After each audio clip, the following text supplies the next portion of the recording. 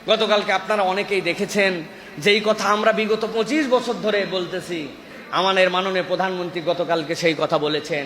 পার্বত্য চট্টগ্রাম অঞ্চলকে একটা খ্রিস্টান রাজ্য বানানোর জন্য পূর্ব তিমুরের মতো এখানে ষড়যন্ত্র বিদ্যমান।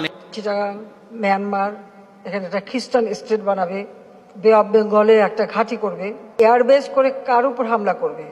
এই জায়গাটার উপরে অনেকেরই নজর, সেটা আমি হতে দিচ্ছি না। মাননীয় প্রধানমন্ত্রী গতকালকে যে কথাটি বলেছে যে খ্রিস্টানরা তাদের একটা স্টেট চাচ্ছে বা একটা ভূমি চাচ্ছে যে জায়গা থেকে তারা এই অঞ্চলের নেতৃত্ব নিবে। খ্রিস্টানরা এই পার্বত্য অঞ্চল, মায়ানমারের কিছু অংশ, তারপরে কক্সবাজারের কিছু অংশ, এই অঞ্চলগুলোকে কেন চাচ্ছে? এই গভীর ষড়যন্ত্র নিয়ে তারা চলতেছে।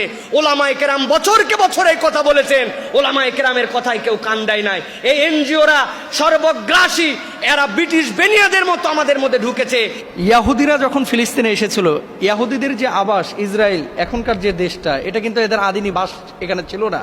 ইসরায়েল যেভাবে দখল করেছে এই অঞ্চলগুলোকে, সেভাবেই তারা এই অঞ্চলগুলোকে দখল করতে চায়। প্রধানমন্ত্রীকে ধন্যবাদ জানাচ্ছি, আন্তরিকভাবে এই কথা বলে আপনি প্রমাণ করেছেন ওলামায়ে কেরাম এতদিন ধরে যে কথা বলছিল এই কথা সত্য।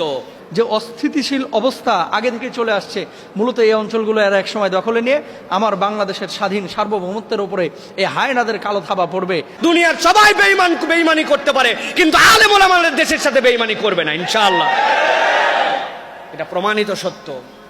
অতএব পরামর্শ করে অ্যাক্টিভ হয়ে এইটার বিপক্ষে অবস্থান নেন। আল্লাহ আমাদেরকে বোঝার তৌফিক দান করেন।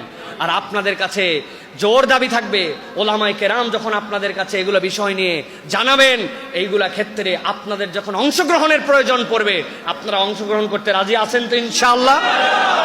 এই ক্ষেত্রে আপনাদেরকে সতর্ক হতে হবে। আল্লাহ আমাদেরকে বোঝার তৌফিক দান করেন।